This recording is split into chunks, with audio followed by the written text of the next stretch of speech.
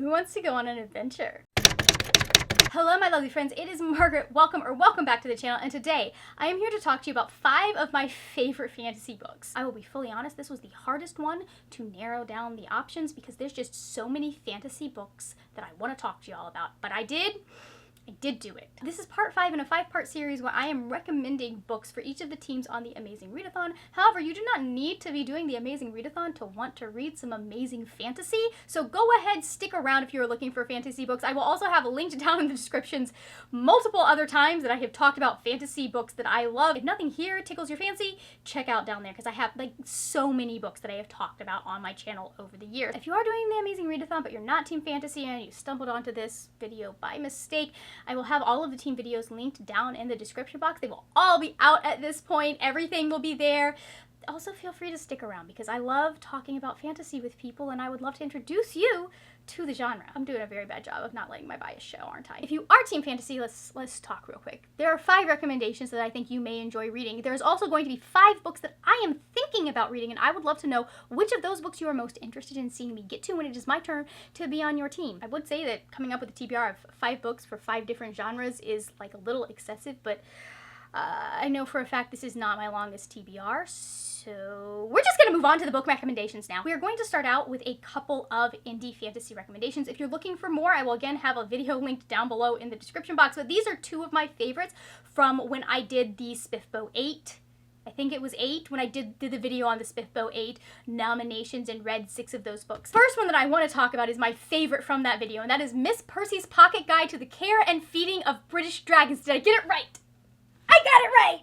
I know I seem like a crazy person right now, but that is the first time that I have gotten this title right on the first try, and I have talked about this book so much since I read it last year. Author is Quimby Olsen, by the way. This is a Regency fantasy where we are following Miss Mildred Percy, and I'm pretty sure all of her problems started when her parents named her Mildred. That's my personal theory for why she's had her life has not been the best. What is actually going on is that she lives with her sister, whose name I don't remember. It's not important. The important thing is that she has been living there since her sister's first child was born. She has been used as unpaid help for the last, I want to say, almost 20 years. One day, she gets a letter that their great uncle has died and has left some things for her. What he ends up leaving for her is this chest full of really weird objects that she's not quite sure what to do with. And what she doesn't know is that one of those objects is a dragon egg, and it hatches. Not spoilers, it's on the cover of the book. Basically, the rest of the novel is her just navigating, oh, dragons are real, okay, what now? Also, note, the dragon is like a little baby, obviously, and so he is an utter menace, and I love it. This book is so great for people who are looking for an older protagonist. I'm loving the fact that we are having so many fantasies come out now that have protagonists that are not in like their 20s or early 30s. Also, we have like, I mean, it's not a huge plot point, but you know me, like my favorite books all have a little bit of a romance, like a proper little bit of a romance, and we get to see this beautiful, wonderful, like late in life romance that she gets to be involved with, and it's just so wonderful and sweet, and I love it because it's very clear that the other half of this romance, he has been waiting for the moment that is right for him to like express his interest, and that moment comes in the oddest way.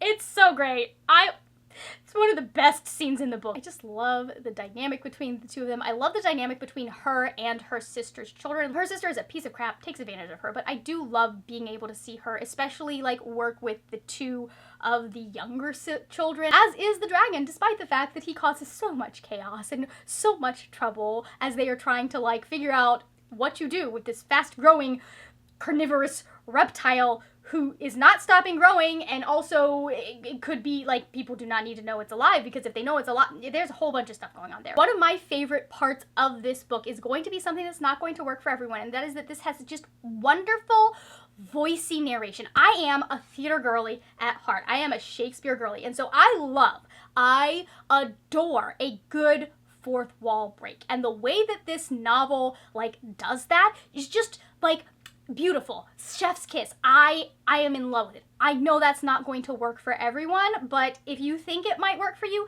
highly recommend it. It is truly written in the tone of a Jane Austen novel with like all of the snark and sass that she would put into her books, but kind of turned up to like 10. I just talked about that book for 12 minutes. I'm going to be in so much trouble with editing, Margaret. It's fine. It's fine. Let's talk about my second favorite book from that video that I did, and that is A Touch of Light by Thiago Abdallah. This is such a complicated book to explain. We are following 3 different points of view. They are all in different places, and it is very obvious, to me at least, that they are going to be connected in some way based on how they each end up interacting with the specific magic system of this world. We have a prince, we have kind of a loner, a hunter who her magic is forbidden amongst her village and she's just trying to like survive and get by. And then we have a fallen priest, and all 3 of them throughout their journeys in this book are starting to notice some stuff that is going wrong with magic. There is a lot going on here. I'm not going to talk too long about it because there is an entire video dedicated to this book again, and I do a lot of talking about this book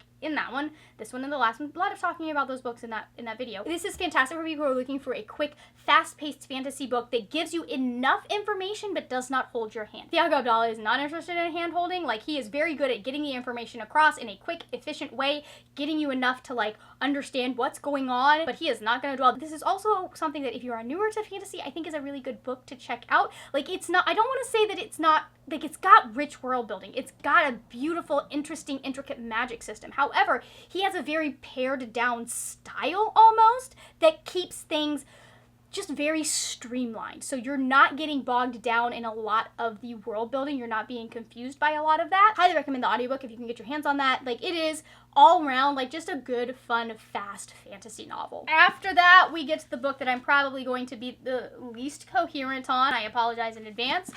Just please translate my ramblings into just genuine love and excitement for this book, and that is Little Thieves by Margaret Owen. If you've never heard me talk about this book, welcome, you must be new here. I read this in 2022 and it has become my entire personality, and I don't apologize for that at all. In this book, we are following Vanya Schmidt. She is the goddaughter, like the literal god-daughter of death and fortune. They are what are known as low gods. She was given up by her mother to them because her mother had 13 other children and was like, I don't know how to, like, I've got too many kids to feed and take care of, and so I'm just going to do something about this child. She lived with them for a little bit of time, but then she had to go back into the mortal world because mortal children cannot live in the world of the gods, blah, blah, blah, blah. What's important is when she was 13, death and fortune stood before her and said, you have to choose which one of us you want to serve. And Vanya was like, no, you are my parents. I don't want to serve either of you. And if that's the only options that I have, here's what's going to happen is I am going to get as much money as I possibly can, and I am going to get as far away from you as I possibly can. I'm going to leave my home,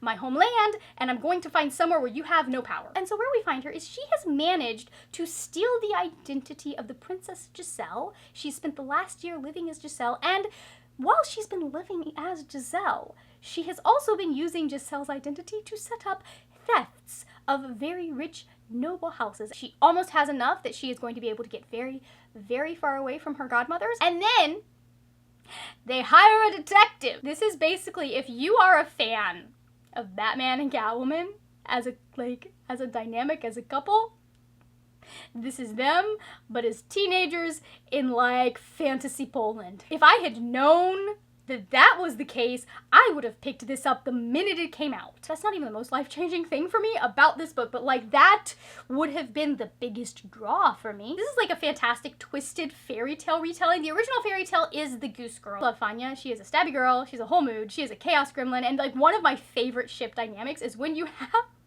the chaos gremlin and the person that is tearing their hair out trying to get them to like behave. This is for the girlies that have a lot of complicated feelings about their parents, especially like about their moms. Like the complicated family dynamic feeling thing going on there. It's very real, and you're going to feel seen in this. Like you're gonna be like, wow, I understand everything going on here in Vanya's head, and why I understand why you are the way you are. I also want to mention that like our I guess it's our main character and the love interest, they are both demisexual icons. I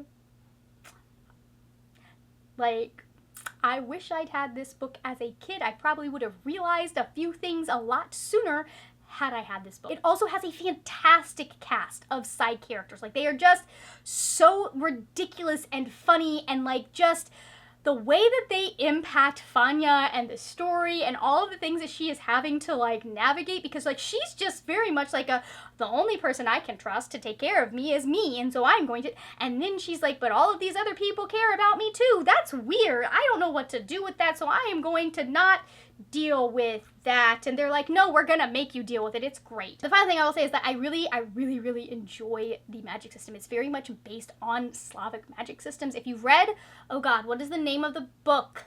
I can think, The Bear and the Nightingale. All I could think of was like The Girl in the Tower. I'm like, that's not the first book. The Bear and the Nightingale. If you liked that kind of magic system, this has very much a similar kind of magic system here. Some of it, Fanya very much takes advantage of, like knowledge of how those gods work. And some of it, oh, that's an important thing that you guys should know. While she is committing one of these heists, she ends up getting cursed by another one of the low gods, and she has 2 weeks to give back what she's stolen, or she is going to turn into gems.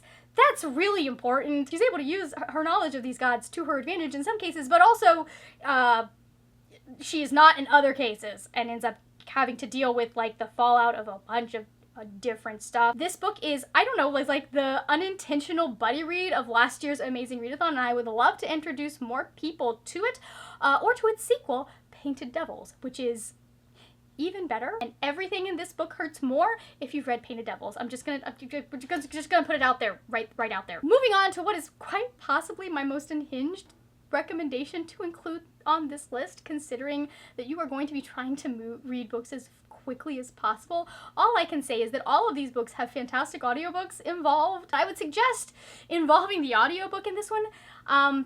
It is a chonker. It is truly a chonker, but I love it, and it was just such a unique and fantastic reading experience. That is The Ruin of Kings by Jen Lyons. This story has several levels to it. On the outside, this is a book being put together by, oh god, what's his last name? I know his first name is Thurvishar. Thurvishar Dolores. It's a book being put together, it's an account being put together by Thurvishar Dolores, being sent to the Emperor, who I believe is his uncle, could be something completely different. Anyways, it is in defense of this person named Kieran. In this account, we have Kieran narrating what I guess you would consider the present timeline. We start out with him having been sold in a slave market, and so he is narrating what happens to him after that and how he has ended up in the position that he is currently in. In addition to that, we also have another character that knows people from his past, and because Kieran is not talking about these things that happened in his past, they are coming in and going, well, I know that this happened, so I am going to tell this part of the story if you will not. It is a fantastic, very interesting, very fleshed out fantasy modeled after ancient Rome. It took me way too long to get that connection, considering that there are literal galleys in here. Like, they are talking about being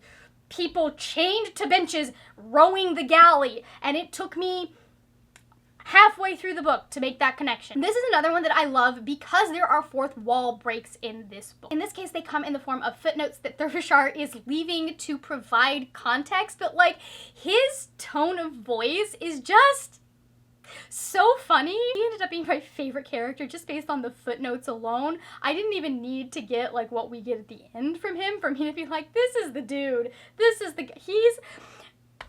That's my man. This is a kind of like a history-inspired epic. Like, I could see so many different ties to the Middle Ages, to antiquity, all of those good things, and I liked how they informed the story, the things that she was pulling from those things, and the things that she was saying in using those things that you would know if you know the context of, like, history, basically. This just really grabbed me and pulled me along for the ride. I was able to just sit and listen to it for, like, long stretches of time and not get lost and just have a really good time trying to figure out what the heck is going on, because there's a lot, like, so many questions, so many things that you're like, I need answers, I need to know what's going on, and you don't get, like, you're waiting for them, and you finally get some of them, but you're not getting all of them, and I know we're following completely different characters in the next book. I have not moved on yet, but I'm going to at some point. It will not be during the Amazing Readathon, though. I did do a dedicated reading vlog for this book. If you are interested in more in-depth thoughts, I will again have that linked down below, but highly recommend this book. The final recommendation that I have for y'all is one that, like, I picked up thinking I was going to like it, thinking that it sounded like I was probably going to have a good time with it.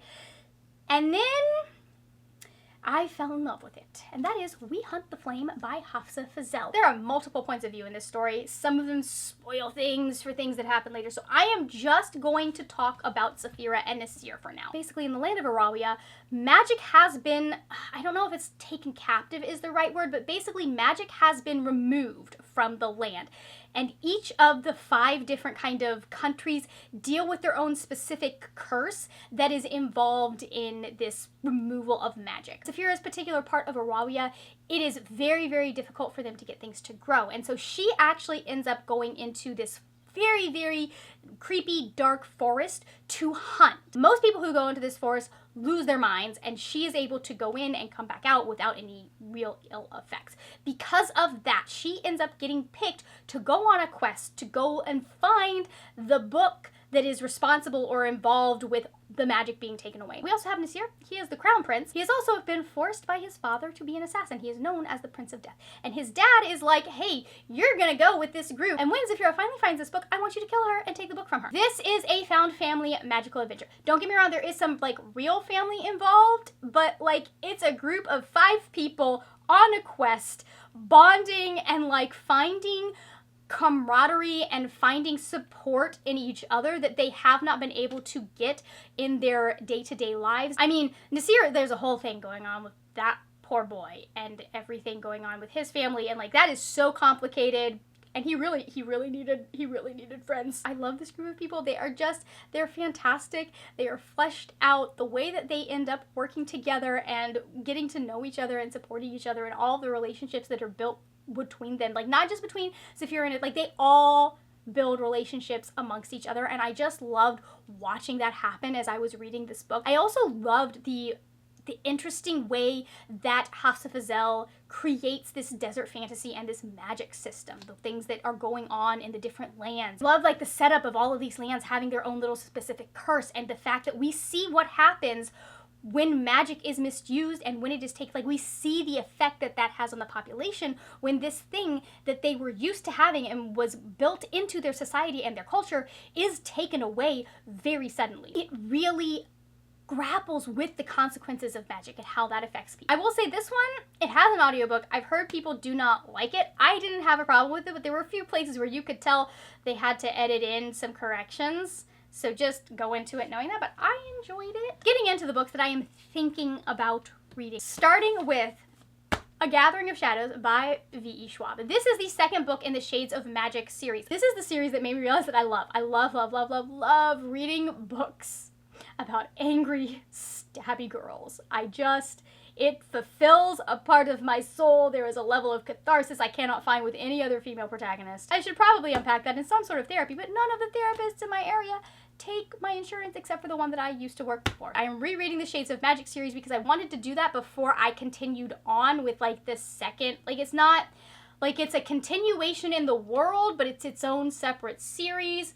Fragile Threads of Power is the name of the book. That's what I'm trying to think of. It looks thick, I know it does, but like I read this very quickly the first time that I read it, and I am just like desperate to continue on. And I do know that like the thing that I want most to happen, like my favorite part of this book is towards the end, and so every time I read it I'm just like powering through to get to that scene. I'm a normal person who likes these books a normal amount. Another reread that needs to happen because I would like to actually finish this series is The Kiss of Deception by Mary E. Pearson. It's about a princess that runs away, and then the prince that she was supposed to marry is like, hold up, like my country really needs this alliance, and he goes after her to be like, I'm gonna, you know what, I'm gonna at least make an attempt to convince this girl to marry me because we need this alliance. There is a big twist kind of thing that happens in here that I cannot wait to like read this, knowing what I know, knowing that that happens, and like all of the new things that I'm going to be able to see, and then I cannot wait to continue on with the series. After that, we have some that are going to be newer reads for me that I'm like, I've been meaning to read these for forever, and it is time to get to them. First one is Vespertine by Margaret Rogerson. This is probably the oldest one on this list. I read An Enchantment of Ravens, enjoyed it, and then I read A Sorcery of Thorns, and freaking loved that. No idea what this is about anymore. I'm going to be totally honest. I think there might be dead people involved? Like graves? Oh yeah, okay, yeah. A nun who cleanses the bodies of the deceased so that their souls can pass on. Okay, yeah, there are dead people involved. Speaking of working on getting things off of my TBR, I figured this was the right time to be reading the second Miss Percy's book, I have no idea. I think they're traveling. I do believe that they are traveling, and she's traveling with the guy that we like. It is Miss Percy's Travel Guide to the Welsh Moors and Feral Dragons. That's as much as I got for you. I just know I love the first book, and I'm going to continue. I'm going to read this one. I really sound like I'm not entirely sure whether or not I'm going to read it. It really depends on the prompts and whether or not the prompts are going to fit any of these books, and if they don't, we'll think about that when we get there. The final one that I am going to try and read is A Fate Inked in Blood by Daniel L. Jensen. I know nothing about this book. I just know that it had very pretty sprayed edges, and I picked it up at Barnes & Noble, and the cover is gorgeous. Look at how just so intricate and interesting it looks like we're dealing with. So those look like Norse runes. So I think that's what we're like, some sort of Norse mythology. If you've watched the past videos, you know what's coming next. Also, kudos if you've watched all of the videos in this series, but I am going to be giving away one of the Amazing Readathon bookmarks.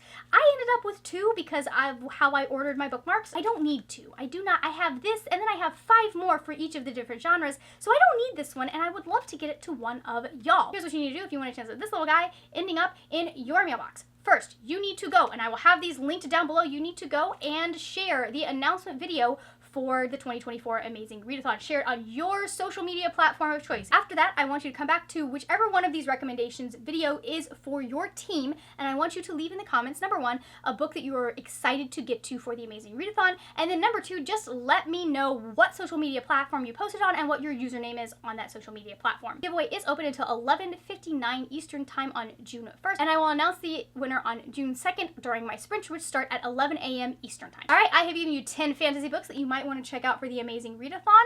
Again, if you are Team Fantasy, let me know which of the 5 books I'm thinking about reading you are most interested in seeing me read. Thank you so much for watching. If you enjoyed this video, please give it a thumbs up. Also, if this wasn't enough recommendations for you, check out the description box, and also check out up here. I will have yesterday's video, which was Team Litfic, up there if you're looking for some of that.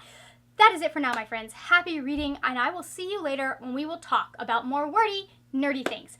Bye!